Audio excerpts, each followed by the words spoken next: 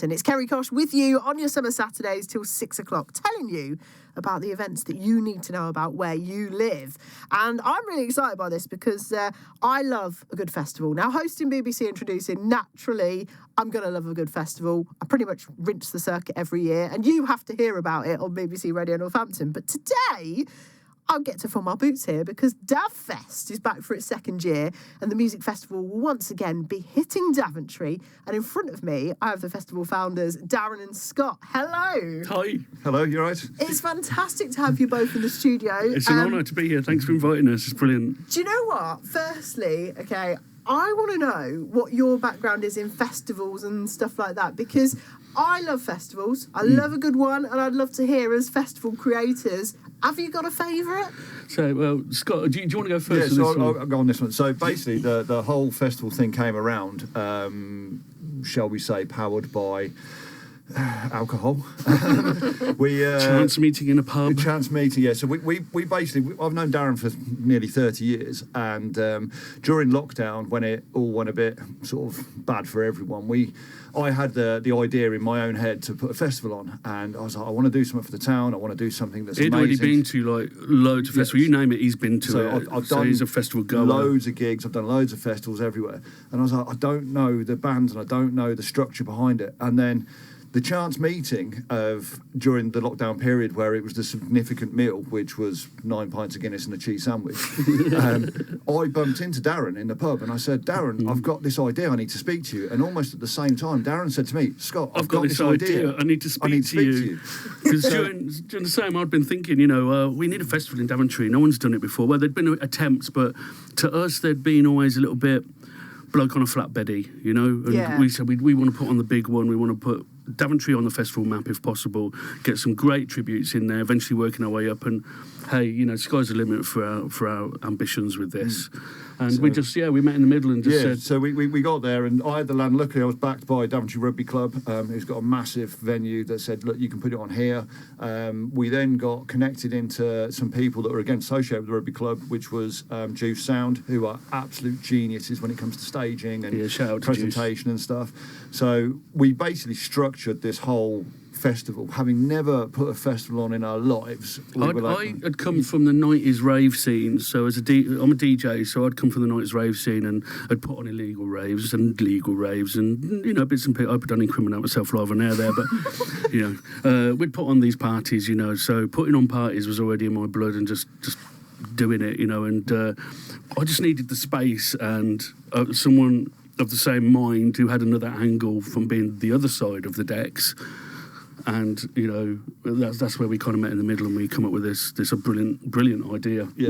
And that's what's made this beautiful marriage of minds in some ways, because obviously you're the DJ, you're behind the decks, you're the one actually throwing out the tunes for the party, you're the one who's been to all of these things, so kind of collectively what everyone wants. When we designed the site, so we went through everything and we went in there, and I said to Darren, so I've got to have this experience from the people that at the first festival, the music lovers, and walking in there, it's got to be a wow factor. And so like the VIP and all that. So the site, for example, I'd love to take credit for it, but it's actually designed on a rock festival in Louisville, Kentucky called Louder Than Life, which I went to with a friend of mine to go and see Guns N' Roses. That was your inspiration, wasn't it? Yeah, went to go and see Guns N' Roses out there, and basically went, this is amazing, the setup, how you've got the VIP next to the stage all day, how you've got fast flow service, how you've got cleanliness, you've got the toilets, the security.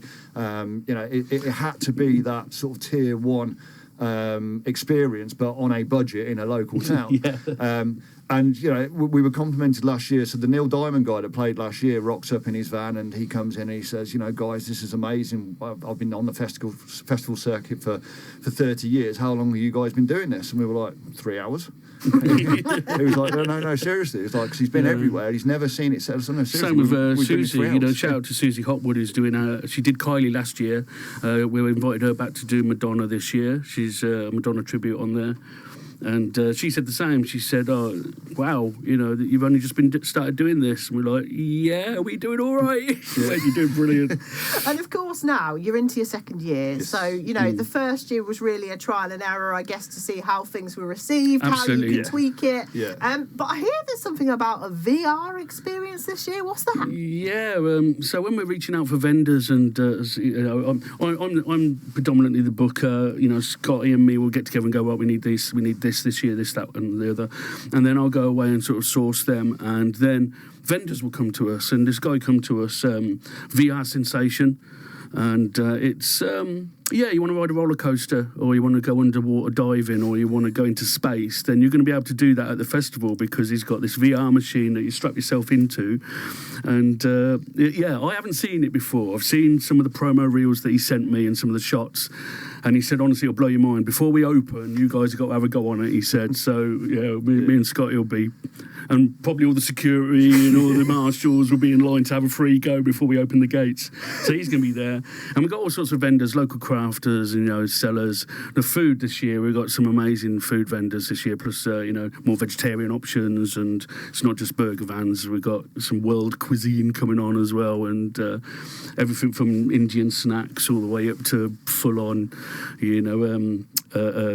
Caribbean chicken, jerk chicken and all that, and as well as the burgers, etc. So oh, yeah, absolutely. Festivals over the years, they've really evolved, haven't they, from that? And now the selection of street food that's available during the day is a big part of, people going and the experience. And I've got to ask you, because when I go to, Glasgow and I go to any festival, there's always, little secret sets, things that people have got to be there for. Any surprises in yours? Well, there's last year, shall we say, the highlight of the festival was my DJ set. Scotty's not a DJ. I've never DJ'd in my life, and last year I was all there. I tell you what, I can organise a festival. I can't DJ. That's his job. I was so nervous, stood there, and then on the very first song, I pressed the wrong button and turned all the music off, which wasn't brilliant. So literally in the car on the way over, we were just discussing my set list. What your set is this year? But last year was ambitious. It was. It was Enter Sandman mixed into Toto Africa. Yeah, went down really well as well. Honestly, I'm not being sarcastic either. It's just, because he's been the other side. He's been down in the mud and in the field. No mud, hopefully, this year. But he's been down in the field. He's been that side of the crash barriers. So he knew what to do. He's selling himself short. He's a natural. He got the crowd going. Well, I can see, looking at the poster in front of me, you've got a lot of tribute bands. Some great ones here. Pretty much something for everyone, whether you're a fan of rock music, whether you're a fan of pop. There's something there for you, isn't there? We have. I mean, just working up this there, Charlie Terry and the Outlaws, the local band. We wanted to try and keep as many of the bands local for all the early sessions and the warm-up. The gates open. We've got Mark Checkley, who's a brilliant soloist. He uses a loop pedal and effects, just him and a guitar. He's going to be amazing. He already knocks people down. Down and Out are a young band. They came last year and they were one of the first on. We were blown away by how good they were. So Down and Out, local band in Daventry, and they're coming. We've invited them back for a later slot this year. Escher Rocks, just wherever they go, they just rock. They're just a party band, do all the covers. So and Distorted Decade, who absolutely, the front man is so charismatic. The whole band's incredible and so tight, but they all of them. We had Escher Rocks and Distorted Decade and Down and Out last year. We've invited them back this year because they were just so good. And then we topped that off with the tributes we got there, and we've gone for the top tributes there. Just a question, your top one is the Foo Fighters, tribute of the Foo Fighters. You weren't tempted to call them the Churn-Ups like Glasgow did this year, no? This was already booked before the Churn-Ups turned up, so and they made some jokes about it, actually, about how they're going to rebrand themselves, what do they call them, Churn-Ups, tribute band Churn-Ups. But we've got Lade, who are the James tribute, named after obviously the song. And James apparently have said that Lade do James better than James. So that's good. The Ultimate Madness tribute, they're veterans of the circuit. They were full-on band with proper brass, and they do all the nutty walks and everything. Carl Memphis, he's won contests worldwide as the Elvis impersonator. We got an Elvis this year. I wanted an Elvis last year. We couldn't get one. Gotta have an Elvis. And then I've mentioned Susie Hopwood already, who's just brilliant. She's coming with a full band this year as well, so it's not just Madonna tribute, put on a blonde wig and play a backing track. She is Madonna for those 45 minutes with a band. What She's an amazing. experience as well, because Queen Madge has got some tunes behind her, hasn't she? So to get to see that back catalogue, and of course a lot of Madness fans in the county, we've seen them here before, so actually having a Madness tribute as well is a big party starter. So how do people get tickets? Because it's a couple of weeks away, isn't it? Yes, so the primary way of getting it is online. So we use Ticket 24/7. We tried to keep the fees down as much as possible. I've just got Foo Fighters tickets for the real ones for next year. And when you buy the ticket at £95 and then you pay £10 per ticket booking fee. Yeah, we didn't want and then £2 for them to email it to you. I was like, right, we need to try and keep it as low as possible. But what we have done in the last couple of days as well is we've got some local businesses and pubs around Daventry.